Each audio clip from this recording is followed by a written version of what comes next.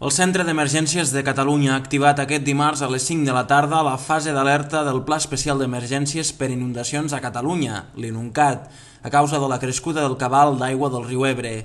Els municipis afectats són els de la conca del riu al seu pas per la Ribera d'Ebre, la Terra Alta, el Baix Ebre i el Montsià.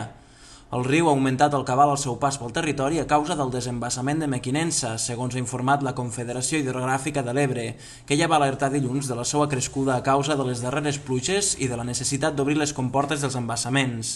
De fet, diversos municipis com Miravet, Xerta, Jesús, Vítem, Campredó o Vinallop ja s'han vist afectats per la crescuda del riu, que sobretot té una repercussió directa a les finques agrícoles i en la collita de la fruita.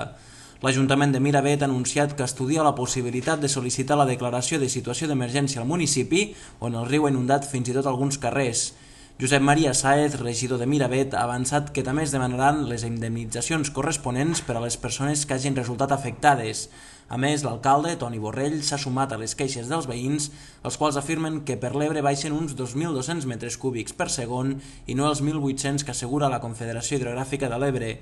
En realitat, segons l'Ajuntament de Tortosa, dimarts al matí s'han estat registrant 2.047 metres cúbics per segon, que són el resultat dels 1.800 que s'estan desembassant des dels pantans, sumats a les aportacions dels barrancs i la retenció provocada pel vent de llevant.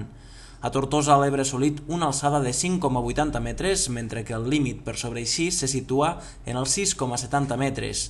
No obstant això, la crescuda ha malmès l'embarcador de la zona de l'Escorxador i ha inundat parcialment el soterrani del pavelló Firal.